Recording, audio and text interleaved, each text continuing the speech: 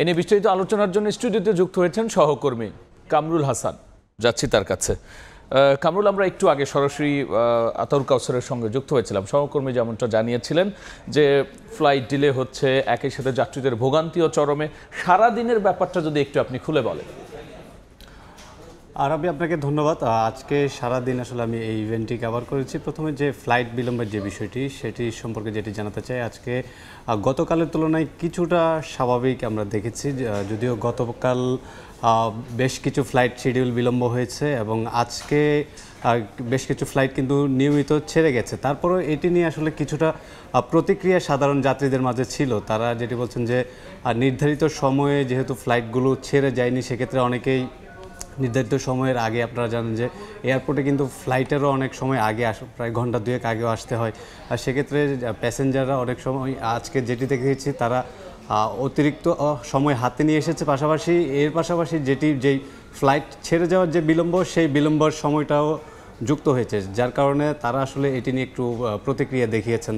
তারা এই জন্য কিছুটা ক্ষোভও আমরা তাদের মাঝে দেখতে পেয়েছি, কেন আসলে ফ্লাইট বিলম্ব হচ্ছে। যদিও বিমানবন্দর কর্তৃপক্ষ থেকে যথেষ্ট আন্তরিকতার সাথে আসলে এই বিষয়টি সমাধান করার চেষ্টা করা হয়েছে এবং সেভাবেই আসলে এখন পর্যন্ত ফ্লাইট কার্যক্রম কিন্তু চলছে।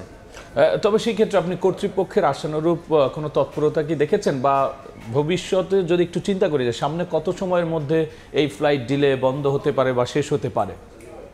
না, ওই ধরনের আসলে বিমানবন্দর কর্তৃপক্ষ যেটি বলছে, তারা সর্বাত্মক চেষ্টা নির্দিষ্ট করে কিছু বলতে পারছেন, স্বাভাবিকভাবেই একদম স্বাভাবিক কার্যক্রম শুরু করার চেষ্টা তারা করে যাচ্ছেন। তো সেজন্য আসলে আমাদেরকে অপেক্ষা করতে হবে কখন আসলে শতভাগ বিমানবন্দরের কার্যক্রম ফাংশনাল হয়। তবে সেক্ষেত্রে এই যে কার্গো ভিলেজ যে ভস্মীভূত হলো, এটির বিপরীত জায়গা বা হচ্ছে বিপরীত পরিকল্পনা কি করছে কর্তৃপক্ষ? এটি নিয়ে আজকে কিন্তু সকালে বিমান উপদেষ্টা যে শেখ বশির উদ্দিন আহমেদ, তিনি আসলে জানিয়েছেন যে আপাত দৃষ্টিতে যেহেতু কার্গো ভিলেজটি পুড়ে গেছে, সেহেতু ব্যাকআপ হিসেবে তারা যে থার্ড টার্মিনাল, যেটি সেই থার্ড টার্মিনালে আসলে তারা এই যে আমদানিকৃত যে পণ্যগুলো রয়েছে, সেই পণ্যগুলো সেখানে তারা সংরক্ষণ করবেন এবং সেখান থেকে আপাতত এই কার্যক্রম চলবে। তো এই পর্যায়ে আসলে একটু প্লাজমাতে দেখতে চাই, স্ক্রিনে তাকাতে চাই আমরা। প্রথমে আগুনের বিষয়ে একটু বলবো। এখানে আমরা প্রথমে দেখতে পাচ্ছি যে 26 ঘন্টায় শাহজালাল বিমানবন্দরের যে আগুন, সেই আগুন নেভাতে পেরেছে। আসলে এটি নিয়ে ফায়ার সার্ভিস কথা বলেছে। ফায়ার সার্ভিস যেটি বলেছে যে যেই কার্গো ভিলেজ যেখানে আগুনের সূত্রপাত, আসলে সেটি একেবারে কনজেস্টেড, একদম মানে প্রবেশেও বেশ বাধা পেতে হয়েছে ফায়ার সার্ভিসকে। পাশাপাশি সেখানে যে ছোট ছোট খুপড়ি ঘর ছিল, যার কারণে সেই ঘরগুলোতে আসলে তাদেরকে ঢুকতে বাধা পেতে হয়েছে, যার কারণে আসলে এই আগুনটাকে নিয়ন্ত্রণ করতে তাদেরকে বেশ ব্যাগ পেতে হয়েছে। পাশাপাশি এই যে দেখাতে চাই, তবে কামরুল, যে এখানে বলা আছে যে পিলারে ফাটল ধরায় কার্গো ভিলেজ ভবন ঝুঁকিপূর্ণ, এটি কোনো টেকনিক্যাল টিম এর মধ্যে গঠন করা হয়েছে? এটি নিয়ে আসলে ফায়ার সার্ভিস যেটি বলেছেন যে আজকে এই বিষয়টি একেবারেই তারা সিভিল এভিয়েশন কর্তৃপক্ষের কাছেই দায়িত্বটা দিয়ে রেখেছেন। তারা যেটি বলেছেন যে এই ভবনটি ইতিমধ্যেই কিন্তু ভবনের কলাম এবং বিম, পাশাপাশি উপরের যে ছাদ, বেশ কিছু জায়গায় ধসে পড়েছে এবং এটি আসলে ফায়ার সার্ভিসের পক্ষ থেকে এটিকে ঝুঁকিপূর্ণ ঘোষণা করা হলো। আদৌ ভবিষ্যতে আসলে এই ভবনটি ব্যবহার করা যাবে কিনা, সেই সিদ্ধান্ত আসলে সিভিল এভিয়েশন কর্তৃপক্ষের উপর তারা রেখেছে এবং সিভিল এভিয়েশন কর্তৃপক্ষ যদি এটিকে আসলে ব্যবহারের অনুপযোগী ঘোষণা করে, সেক্ষেত্রে আসলে এটি আর ব্যবহার করা যাবে। তবে এই বিষয়টি নিয়ে আমরা আরও আলোচনা করব। তার আগে আমাদের হাতে আরেকটি রিপোর্ট আছে আর্থিক ক্ষয়ক্ষতির বিষয়ে, এবং হচ্ছে এখান দিয়ে যেই পণ্যগুলো আমদানি রপ্তানি হয় সেই জায়গাটার রিপোর্টটা আমরা দেখে এসে তারপরে আলোচনায় আবার ফিরছি। শাহজালাল বিমানবন্দর কার্গো ভিলেজে আগুনের প্রভাবে বন্ধ হতে পারে অনেক পোশাক কারখানার উৎপাদন, বাড়তে পারে সরবরাহ ব্যয়, অন্য দেশে সরে যেতে পারে ক্রয় দেশ। এমন বহুমুখী শঙ্কায় তৈরি পোশাক শিল্পের উদ্যোক্তারা। দ্বিপাক্ষিক বাণিজ্যে আবারও ভাবমূর্তি সংকটে পড়ার শঙ্কা অর্থনীতিবিদদেরও। দেখব ফরহাদুর রহমানের রিপোর্ট। চীন থেকে পণ্য এনে এফ ও ই কমার্স ভিত্তিক ব্যবসা করেন সাজ্জাদ হোসেন, কিন্তু শনিবার শাহজালাল বিমানবন্দরের কার্গো ভিলেজের 7.5 ঘন্টার ভয়াবহ আগুনে পুড়ে ছাই তার সব মালামাল। নানা সংকটে গত 6 মাসেও লাভের মুখ না দেখা এই উদ্যোক্তা এখন দিশেহারা। কোনো মাসে যায় নাই 6 মাসে, যে মাসে আমি লাভ করতে পারছি, আর এখন এসে এই বড় একটা দুর্ঘটনা। এটা যে আমার জন্য কত বড় একটা ব্যবসায়িক ক্ষতি সেটা আসলে আপনাকে আমি বলে বোঝাতে পারবো না। আমি জানি না আমার ব্যবসা আসলে সত্যি কথা বলতে আর রাখা পসিবল হবে নাকি, এটা আমার জন্য একটু কঠিন হয়ে যাবে। তার মতো আর অনেকেই হারিয়েছেন সম্বল। তারপরও আশায় বুক বেঁধে রোববার সকালে ঘটনাস্থলে আসেন আমদানি রফতানি বাণিজ্যে যুক্ত ছোট বড় ব্যবসায়ীরা। আমাদের এটা তো লেট শিপমেন্টের কারণে আমাদেরকে এই গুডসটা হয় এয়ার হবে, আর যদি না হয় আমাদের এটা ক্যান্সেল হয়ে যেতে পারে। আমাদের একটা নির্দিষ্ট বায়ার, ওরা তো ওনাদের রিকোয়ারমেন্ট অনুসারে মাল পাঠায়, সেই ক্ষেত্রে দেখা যায় ওই মালটা ধর আমি পাইতেছি না।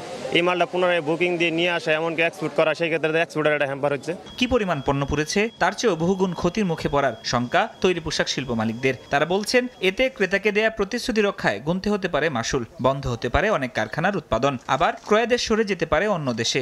সবচেয়ে বড় যে চ্যালেঞ্জটা হবে সেটা হলো যে আমাদের এখন সময় মতো রপ্তানি করাটা। আমার শিপমেন্ট আটকে যাবে, আমার প্রোডাকশন বন্ধ যাবে ফ্লোরের, আমার বসায় ওয়ার্কারের বেতন দিতে হবে, এবং সবচেয়ে বড় কথা হলো বায়ার হয়তো বা আর্জেন্সির জন্য গুডসগুলো ক্যান্সেলও করে দিতে পারে, কারণ আমি তো অলরেডি লেট। দুপুরে ক্ষতিগ্রস্ত কার্গো ভিলেজ পরিদর্শন করেন পোশাক খাতের শীর্ষ সংগঠন বিজিএমইএ ও বিকেএমইএ এর প্রতিনিধি দল। একের পর এক ধাক্কা কাটাতে সরকারকে বিশেষ নজর দেওয়ার আহ্বান জানান তারা। এই ধরনের একটা পরিস্থিতিতে সরকারের সহযোগিতা ছাড়া কোনোভাবেই আমাদের এগোনো সম্ভব না। কিন্তু জায়গা নেই ইম্পোর্ট আসার, এইটাকে ফ্যাসিলিটেট করার জন্য বাণিজ্য উপদেষ্টা বলেছেন যে জায়গা টার্মিনাল 3-তে নতুন জায়গাতে জায়গা করে দেওয়া হবে। এ দুর্ঘটনায় বাংলাদেশ বড় ধরনের ভাবমূর্তি সংকটে পড়বে বলে মনে করেন অর্থনীতিবিদরা। ঘটনাটার মধ্য দিয়ে এটা কিন্তু একটা আন্তর্জাতিকভাবে ভাবমূর্তির একটা বড় ধরনের ক্ষুণ্ণ হয়েছে। অ্যাক্সিডেন্ট হতে পারে, কিন্তু সেটার কার্যকারণ যেরকম আমাদের উদ্ঘাটন করতে হবে, ভবিষ্যতে যাতে এ ধরনের না হয় সেটাও আমাদের নিশ্চিত করতে হবে। দ্বিপাক্ষিক বাণিজ্য সহজ করতে দ্রুত বিকল্প গুদাম স্থাপন ও ক্ষতিপূরণের দাবি ঢাকা কাস্টম এজেন্টস অ্যাসোসিয়েশনের। ফরহাদুর রহমান, সময় সংবাদ, ঢাকা। আমরা আবার আলোচনায় ফিরছি। কামরুল, আমরা এর আগে যে আলোচনা করলাম এই জায়গাটায় যদি আলোচনাটা যেখানে ব্যবসায়ীরা শঙ্কার মধ্যে আছেন, বিশেষ করে কিছু অনলাইন উদ্যোক্তারাও ডিজিটালি যারা ব্যবসা করেন তারা ছোট ছোটোভাবে বিভিন্ন দেশ থেকে প্রোডাক্ট আনেন, সেখানে কিন্তু কার্গো ভিলেজে থাকে এবং তারা অনেক বড় ধরনের ব্যবসার ঝুঁকির মধ্যে পড়ছেন। এই বড় থেকে ছোট সব ব্যবসায়ীদের আসলে ক্ষতিটা কিভাবে পূরণ করা যাবে এ নিয়ে কি ভাবছে কর্তৃপক্ষ? আসলে দেখেন, এই বিষয়ে আমরা যেটি জানতে পেরেছি, আমরা ঘটনাস্থলে গিয়ে বেশ কিছু বড় এবং ক্ষুদ্র মাঝারি আকারের বেশ কিছু ব্যবসায়ীদের সঙ্গে কথা বলেছি। মোটা দাগে যেটি বলি, এই অগ্নিকাণ্ডের ঘটনায় সবচেয়ে বেশি ক্ষতিগ্রস্ত হয়েছে গার্মেন্টস সেক্টর, ফার্মাসিউটিক্যালস এবং পাশাপাশি ইলেকট্রনিক ডিভাইস, অর্থাৎ সেক্ষেত্রে মোবাইল ফোন সহ আনুষঙ্গিক যে পার্টস, এই ধরনের যে যন্ত্রপাতিগুলো যারা এনে থাকে, এই ধরনের ক্ষুদ্র ব্যবসায়ী তারাই সবচেয়ে বেশি ক্ষতিগ্রস্ত। কিন্তু কামরুল, এখানে তো অনেক দিন ধরে আসলে এই প্রোডাক্টগুলো রাখে কার্গো যেহেতু, এবং কার্গো ভিলেজ, এই যে ফায়ার সার্ভিস এখন বলছে যে আসলে সেখানে সিগন্যালিং ব্যবস্থা বা প্রতিরোধ ব্যবস্থা ওইরকম ছিল না, এটি নিয়ে আসলে অনেক আগেই ভাবার কথা ছিল না? না, এই ধরনের আসলে কোনো কিছুই সেখানে ছিল না। একেবারেই যদি পণ্যের নিরাপত্তার কথা বলি, সেক্ষেত্রে আসলে এটি একেবারেই মানা হয়নি। প্রোডাক্ট যেই কার্গো ভিলেজে রাখা হয় সেটি যেন তেনভাবেই বলা যায় তারা এই যে স্টোরেজ করে সেখানে রেখে দেয়, বাট নিরাপত্তার যে বিষয়টি, সেই নিরাপত্তার জন্য আসলে কোনো পদক্ষেপ কিন্তু আমরা। কারণ এবার যদি আমরা একটু মোটা দাগে দেখি যে আসলে ক্ষয়ক্ষতির পরিমাণটা,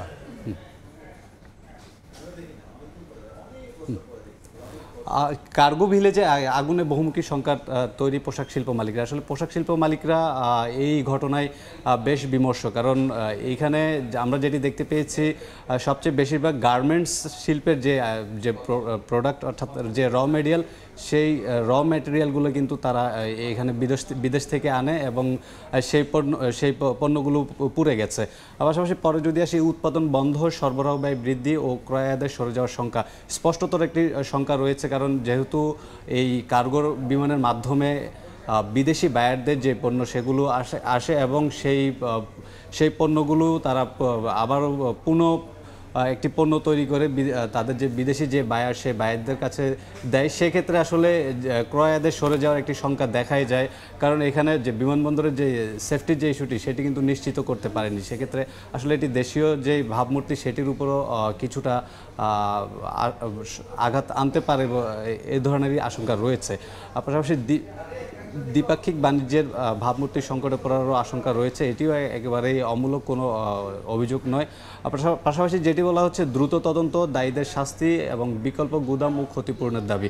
আপনারা জানেন যে এই যে পণ্যগুলো রয়েছে সেই পণ্যগুলোর অধিকাংশ আসলে বিমা করা আছে, যদিও আসলে তারা বিমা দাবিটা কিভাবে করবেন সে বিষয়ে একটি নীতিমালা রয়েছে এবং সেই নীতিমালার আওতায় যদি তারা ক্ষতিগ্রস্ত হয়ে থাকেন সেই ক্ষেত্রে আসলে তারা বিমা কোম্পানির কাছ থেকে ক্ষতিপূরণ পাবেন এবং পাশাপাশি সরকারের পক্ষ থেকেও সার্বিক সহায়তা করা হবে বলে জানানো হয়েছে। কামরুল, অসংখ্য ধন্যবাদ আলোচনায় যুক্ত হওয়ার জন্য। শাহজালাল বিমানবন্দরের কার্গো ভিলেজে আগুন, ক্ষয়ক্ষতির পরিমাণ এবং এ বিষয়ে সংশ্লিষ্ট নানা বিষয় নিয়ে আলোচনায় যুক্ত হয়েছিলেন সহকর্মী কামরুল হাসান।